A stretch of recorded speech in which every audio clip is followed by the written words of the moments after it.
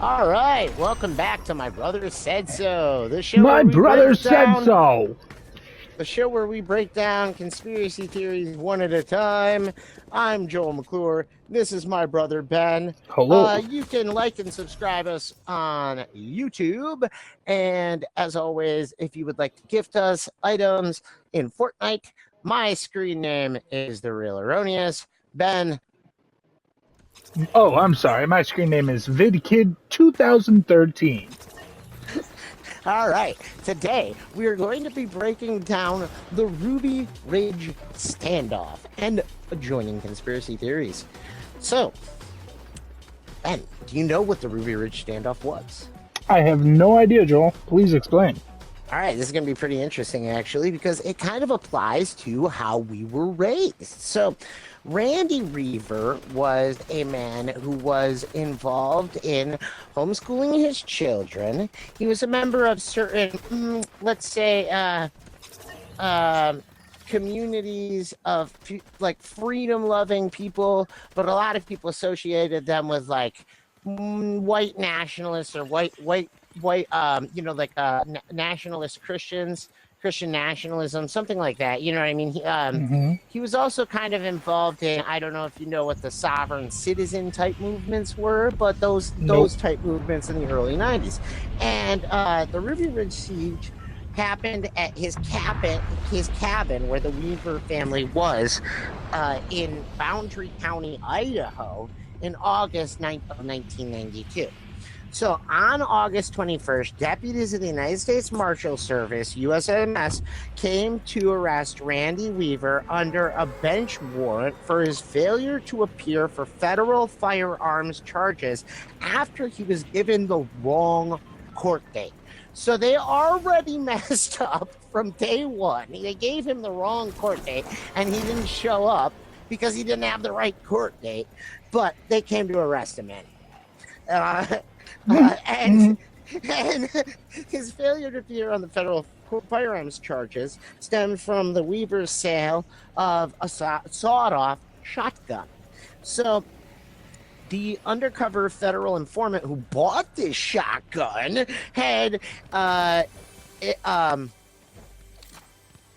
he had actually encouraged him. He was the one who told him to modify the weapon, right? So he's already basically kind of like, that's like fucking entrapment. I don't know. Maybe that's just me. That sounds like entrapment to me. Yeah, that's that's the way I look at it. When this is already the he got him to change that legal barrel. So I really see that as entrapment myself. But that's just anyway. So these people, like the federal government, this was a time after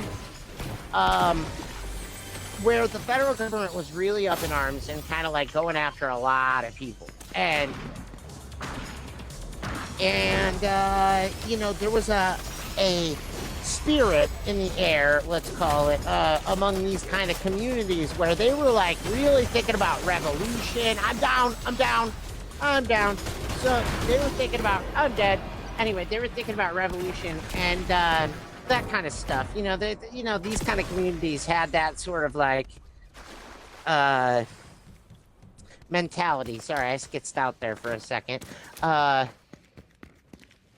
But during a surveillance operation, Officer Art Redrick shot Weaver's dog. He shoots the dog when it ran at them. Yeah, then pointed his rifle at Weaver's 14-year-old son, Samuel, who was armed. The child was armed. Samuel fired back at the marshals. Here we go. Like, you just killed the dog of this fucking family.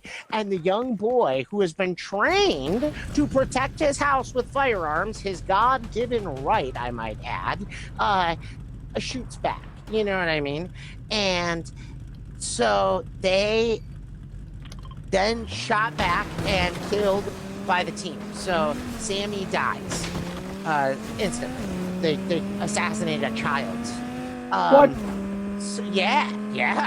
Oh, So what? then his friend Kevin Harris shot and killed Deputy Marshal William Francis Dagan Jr. Weaver, Harris, and members of Weaver's immediate family refused to surrender. Of course they're going to refuse to surrender. And then the hostage rescue team and the Federal Bureau of Investigations, the FBI HRT, become involved as the siege is mounted and the standoff starts to take place. The FBI sniper Lon Erkenai shot Weaver. Then he shot Harris, Vicky, his wife, and then the conflict was ultimately resolved by civilian negotiator, veteran activist Bo Gritz. So Bo Gritz is going to come in later at the next conspiracy that we talk about, which now you can probably predict what it is, but Bo and his friends will come in next. Anyway, so Oh. All right, let's finish this one up real quick. So,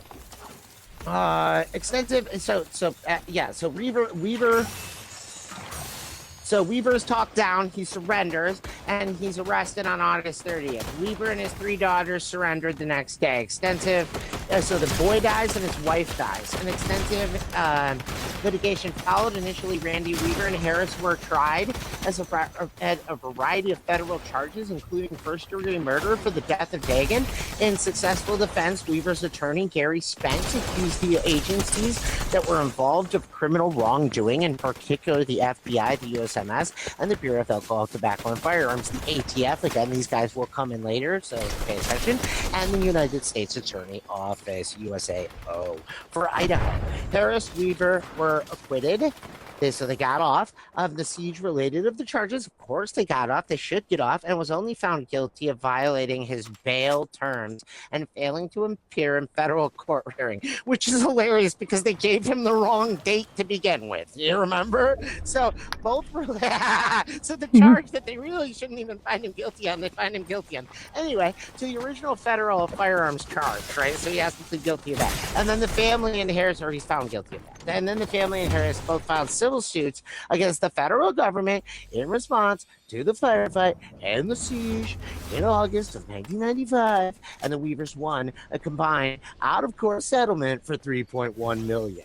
Harris was awarded $380,000 settlement in September of 2000 and 1997. A Boundary Court prosecutor indicted Harahochi for manslaughter of Vicky, but the county's new prosecutor controversially closed the case, judging that he would be unlikely to secure a conviction.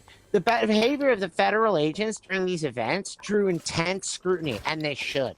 At the end of Weaver's trial, the Department of Justice Office of Professional Responsibility formed the Ruby Ridge Task Force, the RRTF, an attempt to investigate Spence's charges. Their report raised questions about all the participating agencies' conduct policies, and another inquiry was led by Senate Subcommittee on Terrorism, Technology, and Government Information, which held hearings between September 6th and October of 1995.